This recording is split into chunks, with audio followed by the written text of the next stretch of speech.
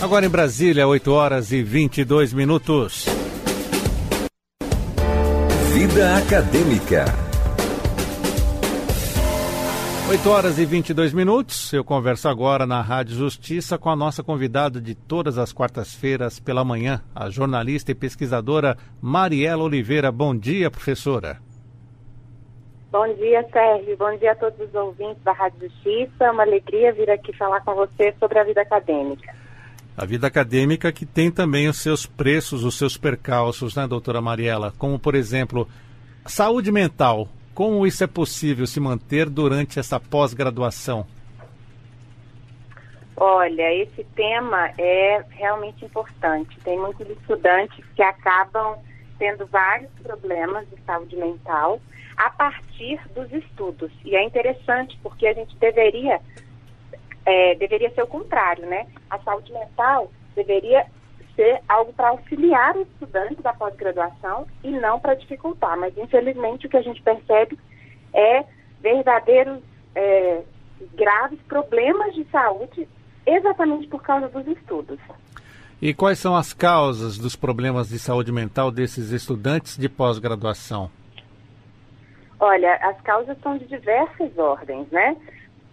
Financeiramente, por exemplo, fazer uma pós-graduação é se dedicar a uma vida de muito trabalho e, infelizmente, de pouca valorização, enquanto se está estudando, né? De pouca remuneração. O valor das bolsas de pós-graduação, por exemplo, ele é muito baixo no Brasil. O mestrado, as bolsas giram em torno de R$ 1.500, de doutorado, R$ 2.200. E não se pode ter um outro emprego, Sérgio, enquanto você está fazendo pós-graduação, se você tem bolsa. Então, no máximo, você pode dar aula se o seu programa de pós permitir. Então, parte desses estudantes, né, desses pesquisadores em formação, eles se deparam com seus colegas lá da época da graduação, que estão no mercado, né, que não optaram pela pós-graduação, possivelmente com salários maiores, com salários de mercado que são mais altos do que essas bolsas de pós. E pode aparecer aquela frustração, né, porque eu conheço casos de gente que quase não consegue pagar as contas do mês, porque está fazendo a pós-graduação com bolsa. Na área dos relacionamentos também, tem uma cobrança, por vezes, muito excessiva, tanto da família, quanto dos amigos, das pessoas que estão ao redor ali daquele pós-graduando, que sempre perguntam, tá, mas você só estuda? Como se estudar não fosse também um trabalho. Quando, na verdade, não é só estudar, né? É estudar, é se formar, é contribuir com a comunidade científica, é produzir ciência e tecnologia e, de fato, contribuir para o avanço do país. Tem também uma outra cobrança, uma outra fonte de cobrança que infelizmente, fonte de vários problemas de saúde mental, que é a cobrança do próprio orientador do aluno, que nem sempre vai tratar os seus alunos com a devida atenção, nem sempre o orientador entende as limitações, as dificuldades, e até mesmo os equívocos que uma pessoa que está em um processo de formação comete mesmo, né? Muitas vezes o orientador não se lembra que ele já foi orientado algum dia, sabe? Inclusive eu já ouvi de um professor, e até tive uma pequena discussão com ele, porque ele falou assim, que eu sofri muito na minha época da minha pós-graduação, então os meus orientandos têm que sofrer também. Esse é um pensamento bem cruel e medíocre, né? Que não faz muito sentido. Mesmo porque o orientador, ele precisa do orientando, porque o orientando é parte do trabalho do orientador, né? As publicações que esse orientando fizer, elas vão contribuir para o currículo do orientador, o orientador é avaliado a partir do trabalho desse orientando, enfim. Aquele pedacinho da pesquisa que é produzida pelo orientando faz parte de uma engrenagem muito maior do laboratório de pesquisa, do centro de pesquisa ao qual aquele orientador está vinculado, né? Tem também a questão da cobrança do próprio aluno, na medida em que estudar não é uma atividade muito simples, nem muito fácil. Então, nem sempre o aluno consegue equilibrar a necessidade de produzir conhecimento, de buscar cada um dos objetivos da pesquisa, de analisar os dados, extrair conclusões, enfim. Isso leva tempo, exige dezenas de correções e é um processo, por muitas vezes, solitário, de muita insegurança, né? Será que eu estou fazendo certo? Enfim, será que eu vou conseguir terminar a tempo? Essa cobrança também leva a uma ansiedade e a um sofrimento desse pós-graduando.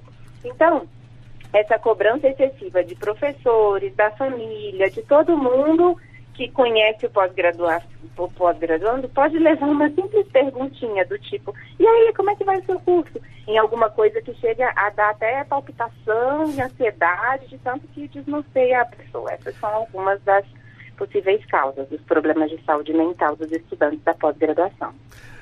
E, professora Mariela, a comunidade acadêmica, ela tem cuidado desses problemas de saúde mental? Olha, na verdade, a gente sabe que já temos algumas universidades que têm uma preocupação com isso, sabe? Seja fazendo pesquisas para diagnosticar isso ou oferecendo serviços de apoio aos estudantes de saúde mental. Eu sei que tanto a Universidade de São Paulo quanto a UNB, elas já fizeram pesquisas bem recentes. A USP fez em 2017, que inclusive não foi uma pesquisa só com os estudantes da USP, foi com os estudantes de faculdades privadas do estado de São Paulo, e lá eles observaram que só um dos 102 estudantes pesquisados não tinha nenhum tipo de estresse que envolvesse o curso ou a universidade. Isso é bem preocupante, né? De 102, apenas um não manifestar isso. Na Universidade de Brasília, uma pesquisa que eu já comentei em outras edições aqui do quadro, é uma pesquisa que indicou que mais da metade dos alunos da UNB tem sintomas que poderiam até levar a um suicídio. Mas, ao mesmo tempo, a gente tem iniciativas para além das pesquisas, né? Tem os centros de apoio de saúde mental para os estudantes em algumas universidades. Eu sei que na UNB tem, na Universidade de Campinas tem também. E é um tema que as universidades precisam sim se preocupar, porque a base da universidade é o estudante. Imagina se todo mundo ficar doente na base, o que vai acontecer com a universidade? Ela rui, ela não faz o seu propósito, né, de oferecer e fazer ensino, pesquisa e extensão. Então, eu conheço essas iniciativas e acho que elas são importantes, sim, que oferecer um apoio psicológico para os estudantes. Uma outra possibilidade também é que as universidades criem canais de comunicação dos estudantes com a direção da universidade, né?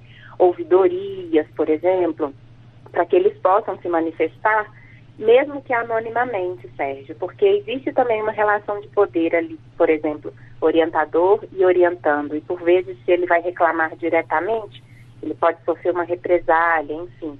Uma outra iniciativa que é interessante é que as universidades ofereçam apoio psicológico para os estudantes, que elas criem, por exemplo, espaços e horários com oferta de práticas saudáveis, por exemplo, ginástica, corrida. Eu sei que na UNB, inclusive, tem uma série de atividades, inclusive na hora do almoço, né, de danças, de esportes, atividades até de meditação, que auxiliam o estudante a compreender que a pós-graduação é importante, mas ela não é a vida dele completa, é só um pedaço daquela vida. E acho que também uma outra iniciativa importante é que as universidades flexibilizem e respeitem o ritmo de cada estudante, porque nós não somos iguais, a gente não aprende as coisas no mesmo momento, da mesma maneira, enfim.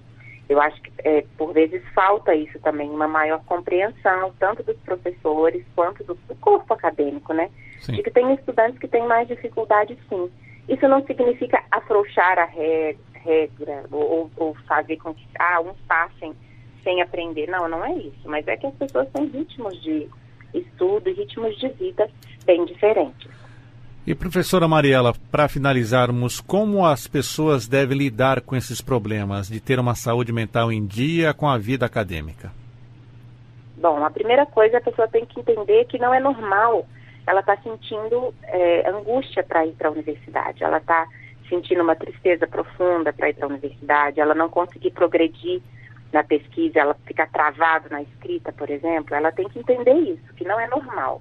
Apesar de muita gente até brincar com isso, né? E falar, pós-graduação da depressão. Não é normal. A atividade de estudos, ela não deve gerar um problema de saúde mental. Se está gerando, é porque tem um problema aí. A pessoa precisa também procurar apoio profissional, Sérgio. Não é brincar, achar que, não, eu vou conseguir sozinho. Não, precisa procurar apoio profissional. Seja dentro da universidade, né? nesses espaços que eu mencionei anteriormente, ou seja fora, com psicólogo, com psiquiatra, enfim. Outra coisa que é importante a pessoa saber que o estudo não é a coisa mais importante da vida dela, mesmo que todo mundo dentro da universidade diga o contrário. Estudar é uma parte da vida, não é a vida toda. Se você não está conseguindo, isso não é o fim do mundo, você não morre por causa disso. Por isso você precisa procurar ajuda.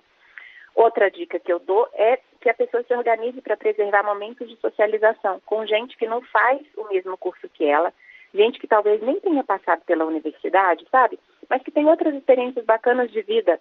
Porque quanto mais a pessoa tiver momentos desligados dos seus estudos, mais ela vai conseguir compreender que aquilo é só um pedaço da vida, não é a vida toda. E ela consegue, inclusive, refrescar as ideias, né? Enfim, não fica pensando só naquilo o tempo inteiro, não fica com um comportamento meio obsessivo de que é só aquilo que importa.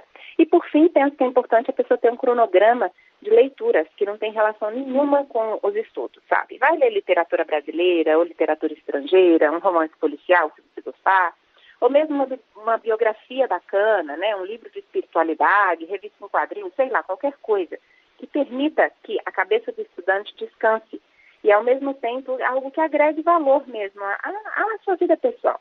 Porque quanto mais o estudante lê, melhor vai ser a escrita dele. Então, isso até, ele lendo outras coisas, isso vai ser útil para o processo de escrita desse estudante.